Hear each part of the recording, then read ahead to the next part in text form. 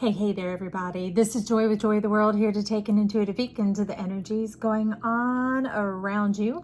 Friends and subscribers, welcome back. And for those subscribers who have hung around, 2 thumbs up to you. Thank you for staying here with me. That was not my choice to stay away. Plasma said stay away. And you know what? Energy knows best. If I force it, I push it, I can steer you in the wrong path, in the wrong direction. And that is not my desire here at Joy of the World. I want to speak to you in truth, and I want to speak to you in real time. And the energies needed time for the earth energy of the 300, 400, 500 years of earth energy to dissipate out and to fizzle out completely so that plasma could crescendo and make its way in here. Now, plasma is the state of love, which is very interesting. It's showing up in this ginormous reading. Ginormous does not equate long. I'm going to summarize some of it for you, and then we may pop out a few extra cards. They just decided to go ahead and start coming out before I had a chance to tell them no. It's very demonstrative here. You know, when I sit at this area, the little counter, they speak for themselves. So let's just go right ahead. At first, I want to say hi to Fa. I want to say hey to Hartford and to Ellsworth, and thank y'all for dropping me comments and let me know you're still there. I love you guys. So what we have going on here is a bit about like a relationship for some of you, and that does not mean your lover. It can mean a business partner. It can mean a family member. It can even mean your relationship with yourself. I'll specify different things as we go along, but here it's really kind of standard in that it could be any of those. It's in relating to another. And so it's showing about there being some depression. There's been some depression going on with one of the members of this relationship, and it may not be totally in the forefront because it might even be the condition that you met them in, something that's been underlying. And it's not always just depression. It can be oppression, like parts of yourself, like, you know, around 7, 8, 9, 10, kids start picking on the things that make you special and unique to who you are. And some people cut them off and throw it away. Others, we stash it way down deep so that it doesn't keep getting attacked and pointed out, not just always to protect ourselves, but to literally, in some cases, protect ourselves. So oppression, depression, they're pretty similar as to what's going on here, but it is taxed your energy. And I know this year is really much a big 7 energy, a boomerang energy of bringing back who you are, reviving who you are, because when we're in the womb, we are in plasma of a sort. We're in the amnios, right? The who we are-ness, not just our beingness of how we get along and how we adapt, but our amness, our originality, okay? And so that's kind of what's going to come back here. But whether this is a part of you or another party, you can see there's been reluctance, even in the prosperity, the offering of a relationship, the connecting through the cup, the knowing your heart. It has sort of run dry. And you can see that there's not a full-on facing of it, because what's really wild is the cards are sitting here like this. This is Bianca Nero Tarot deck, if you were wondering. I love the black and white. It gets us into the logic of the mindset of what's really going on, perspective, that type of thing. And you can see there's not a genuine connection being made here. You yourself, you another person, it doesn't even matter, but you're not hemmed in. You've chosen to take a break here and to kind of resign yourself to this being your lot. You, whoever you are on which side of this story. There's not a specificity because I'm not reading for a sign today. I'm reading for Joy of the World. So underneath this Page of Cups is obvious that there is healing wanting to come in. Some like sheltering up, shoring up, bolstering up of your energy. This is echinacea, and it's coming in to really give you back your strength, your stamina, your stability, your ability to stand on your own by yourself. Not because you are, you're going to have to. Is that how I even say it? I don't know. I had another brain bleed, so who even knows? Sometimes it just comes out a little funny. But anyways, it's being able to stay in that and have your own internal medicine, your own rhythm, your own heartbeat, your own juice, your own joy, okay? And underneath, it's letting us know that the divine order of that coming about is through setting boundaries. Boundaries for yourself, boundaries that are healthy, that bring about longevity.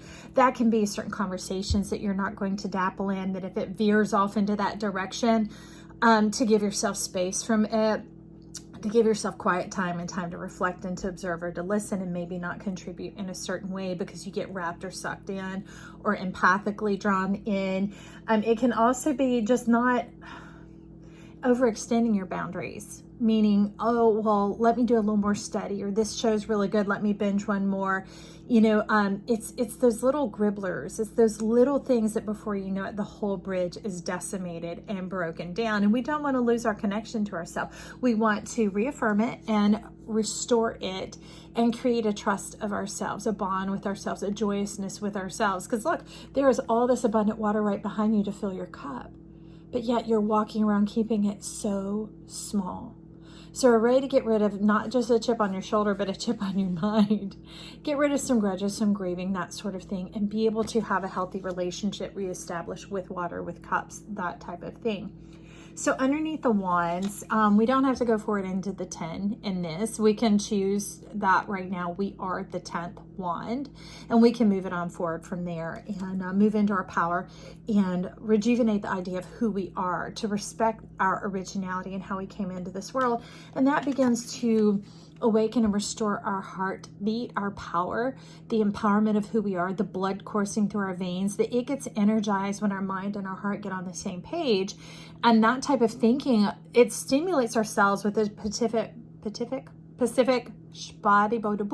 a specific vibration.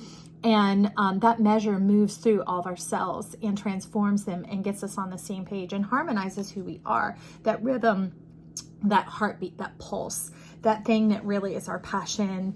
Because if it is our originality, we divined and created ourselves that way. We knew what we were doing before we landed here on earth and bumped our heads. Now we're trying to put Humpty Dumpty back together again. Who would know about that?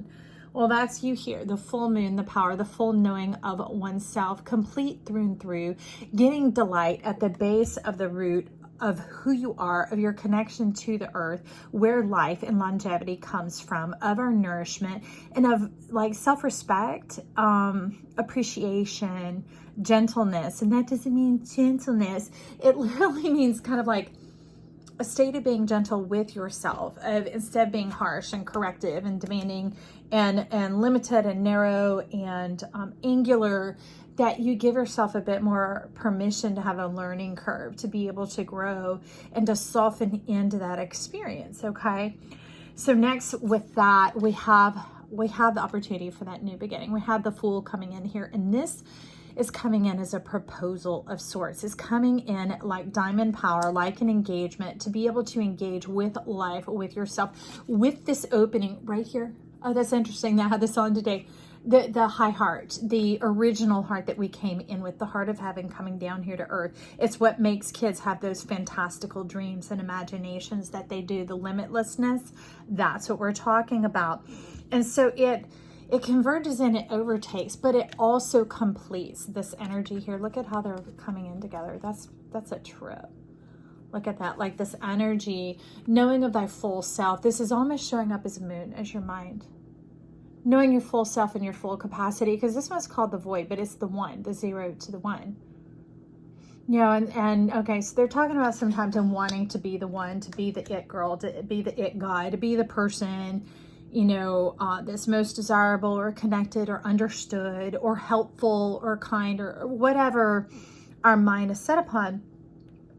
That can leave us empty. But when we go into this grace of the Fool and seek the opportunity of what is coming, the unknown, which is this little bit of darkness down here, but realize it is totally known. Our divine self knows, our destiny knows where we came from.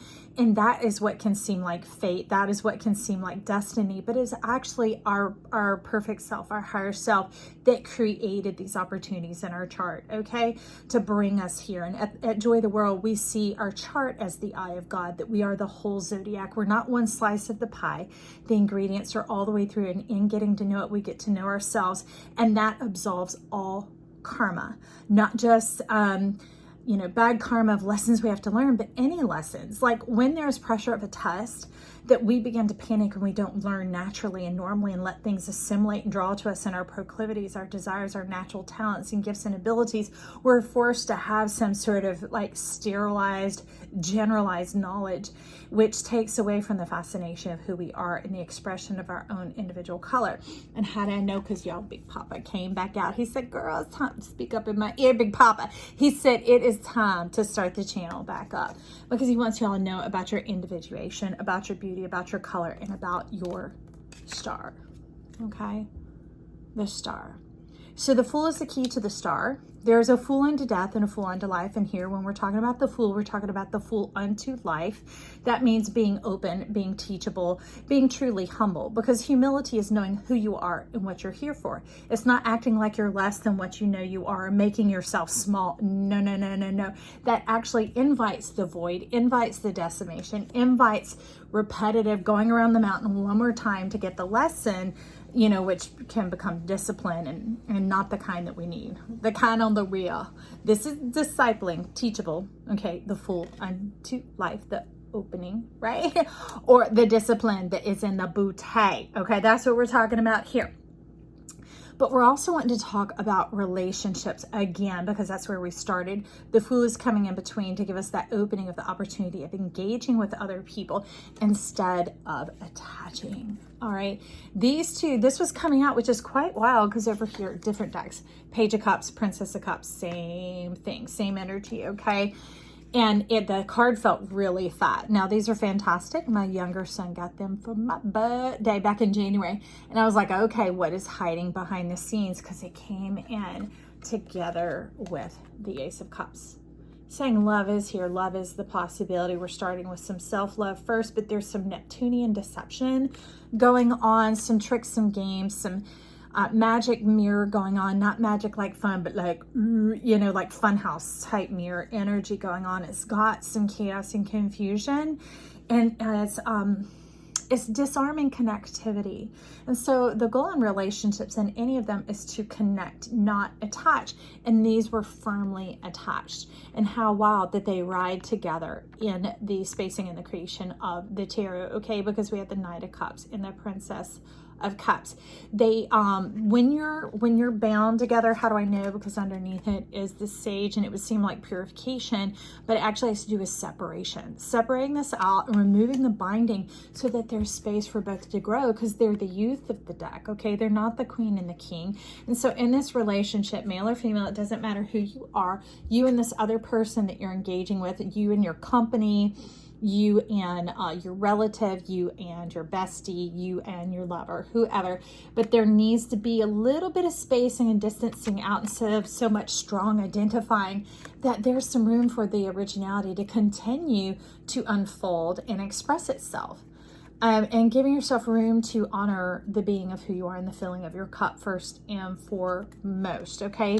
So that it doesn't create any sort of power issues, power struggles, that type of thing going on. Since these came in together, I'm going to go ahead and continue to talk about that. But first, all right, to get back to the skinning here. Attachment, in order for there to be space made, it has to be done by force. All right. When there's connection, the space that is made is done by choice. Think of it like duct tape. Okay, some force has to be applied to get those things apart. But when we're talking about a necklace, it's simply a choice. There's the loop and there's the clasp, and it's the removing of it to give the space and the distance, but you're still connected, right? This is still all one, right? There's still that space and that union going on, very much like the Ace of Cups, but getting away that deceptive mind of kind of some conditioning, whether you tune into television or novels or books or, you know, other people's stories or whatever else. We are now in an era where the airwaves are constantly filled with people's conversations that we may or may not realize that we're picking up on. We don't have to answer our own phone. All we have to do is set foot outside the doors, and they're still happening. Those waves are passing through and around us, creating our concept of our world, and it's not stable. But remember, the echinacea, the boundaries over here, is giving you some of that stability. And the boundaries have to do with knowing thyself, getting to know your love and allowing it to grow. Like this beautiful, fruitful vine. This is not a, it's kind of like the wrappings on this bundle of purification, but it's unfurled. It's allowed, instead of trying to make it all right here, right now, here today, totally solidified, it gives room for space and time, which is very much Big Papa. We got Saturn coming on up in here. See those rings going on? To how they experience the layers. And what I love, I paint and draw as well, is I like to put color on in layers, even if it is the same color. And putting on the layers adds some depth to it in the way that I can perceive, because the eye is intelligent enough to know the layers of pigment. When you ask yourself about that, go find an amazing sunset look at it and then try and take a picture of it with your camera. The camera flattens and compresses it, and so therefore you don't get the depth and the resonance of the color. Okay, so that's kind of what is going on when you're compressing everything here. And if there's one little spark, baby, it's gonna go up in flames, and we don't want that. We want the spark to be the sunshine, the delight, the joyousness, the fruitfulness, the unfurling, the unfolding. And this is like the beauty of the heart, the comfort, the gentleness. And underneath those two cards, this whole set going on here with the Ace of Cups is this. We have 29, the Wolf Moon, and Hunger. That goldness self. This is the sun and the moon aligning of knowing thyself.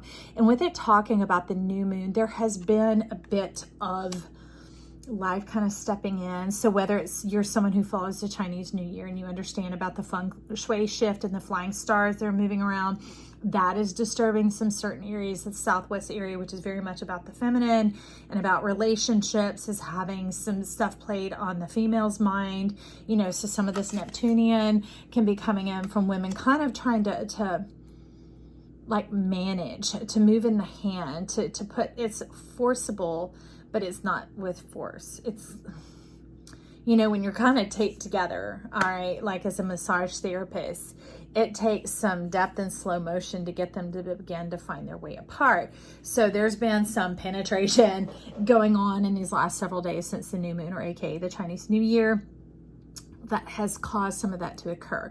It might have been playing tricks on your mind, making you question, wonder, and doubt about this connection, this relationship, this whatever. But if anything, life is coming in, as we know here, always to work in our favor, to make sure that there's no attachment being formed, because it's not necessary. You're close and moving in the same trajectory, all right, staying on the same page when we don't let this Neptune mindedness step in. I love Neptune, y'all, but don't let yourself think that you know what's really going on, because we have this coming in like that. Thinking that you know, and being lured into an area that's not necessarily for you, because the truth is someone else's business is their business, their mind is their mind. We can't think for them or know for them or try and force or guide or direct them. It's our opportunity to get to come alongside, you know what's in our bowl, on our plate, in our heart, in our mind, and to be at peace with that. So this hunger is kind of a lure and a temptation, because it's the 2 and the 9, to end something beautiful. It's a goldness moon. It is a goldness moon. It's the sun and the moon aligning. But the thing that they were teaching as last year was wrapping up is the third party was coming in. That's not a person, y'all. That's the star, all right? Knowing who we are. And that has already shown up over here. So it's being aware of where to place your star. And you put your star, let me find it. Put your star in your own cup. Okay, put your star in your own cup, because in other decks, the Hermit is the one that puts their star in the jar, and they allow themselves to go on their journey of reflection, their inward reflection, the getting to know thyself and being aware of who you are and what you're here for. Remember that humility, that coming forth, and it's not browbeating or shoulders slunk down. No, it's literally shoulders back, chin up, and feeling bright and solid and stable and steady, and that we have something to contribute, not just to a particular person, but to ourselves and to the world. All right, because the thing we need to recognize is often in partnerships, we come together with something that complements, kind of like the necklace. One side is the ring and one side is the clasp, but they're both called the clasp as a whole, okay? And so knowing here, just like that, see the moons facing different directions, it's complementary. Whether it's male and female, whoever your relationship's with, whether it's a company, family member, or whatever, it's being able to know that we're on it's complementary. We could say opposite, but when it comes to art, what sits across the color wheel is called a complement, not an opposite. And you know we focus on colors here because we had a whole crayon box. So underneath the Hermit, which is on his side, moving forward and trying to go in this direction, but there is a mirror there. And so you're reconsidering whether you should turn around, walk away, leave, that type of thing. But I would say if you're going to approach the mirror, look at yourself. Ask yourself a few reflection questions. And for one, there's the willow showing up, and it's talking about slowing down, take it easy, take your time. Don't sit here and just go headlong into grief. Don't, it's bringing up those old things, it's kind of like a sickness, like what are those fugly things? I remember as kids, when there would be a dead branch on the ground, I grew up around a lot of guys, lots of boys on our street, and it was this brown gelatinous, boogery type, ruffledy thing on the branches helping it decay. And although I like lichen and moss and other things, that stuff is always just kind of gross. I might touch it, but I didn't want it all over me. But that's kind of what is growing off the mind here. You know, it's a bit of decay. It's that kind of a grieving mindset, one that is not quite cynical, but more bent to thinking the worst could happen. And looking for that type of thing. So here, that's not what the willow is actually about. It's not coming in. It's coming in for respite, for shade, for a little time to rest and reflect, and to regain your footing and your grounding. They're saying slow down, okay? And you might actually buck and balk against that, but in the slowing down, you'll be able to take a good look and begin to see what you could appreciate by yourself. Because I love that the pink veil is kind of reiterating here. It's a bit of the Fool coming on in. Can you see that? You were born to fly. You were born to be free. And no one else is binding you or holding you in. It was that old mindset. The thing that we didn't know, being aware, like Uranus and Neptune. Uranus is coming in to brush through and to freshen our Neptune, to resonate with this plasma state, and I love it. You're seeing yourself a bit more clearly now. You're not as forlorn or down in the dumps thinking that, you know, for one, calling yourself a bunch of names. I don't like that. Speak kindly to yourself. Talk to yourself like you would talk to me, okay? Be good to yourself. Be loving and kind to yourself. Because, you know, there's two sides to every issue. This is what's coming in up under the willow. All right, so there's the companionship going on, but there's the individuality. That's how we focus. That's how we get our spiritual connection, our guidance going forward. It's how we coordinate our 2 feet, right? We're not doing a 3-legged race here. Remember, we did away with that attachment going on over here, and now there's just connection. And connection comes from communication and cooperation. And what it's really stating in an overview here is to back up and to get in communication with yourself. There's a lot of new going on, and 2-2 was just on the clock. So give it that bit of mystery. Dive into your mystery and begin to let the stars come alive again. Let that part of yourself, the fascinating part of yourself, begin to wake up. Let the dreamer be cut back on, because your dream had kind of been bound and wound around here, and that was choking out anything that was living. And they're wanting to initiate this fresh wind, this boost, this zhuzh into some things going on here. And we have this final row that's really opening up something new, because this is like a giant overview. And so now I don't even understand what we're stepping into. I hadn't looked, so let's just find out. So we have 43, blue moon, unexpected, coming in with 13, which you know is a lucky number. The waxing gibbous 4, the will, okay? Oh, and they're talking about the will, the way. Look at that, 42. Where there's a will, there's a way. Where there's a will, there is a way.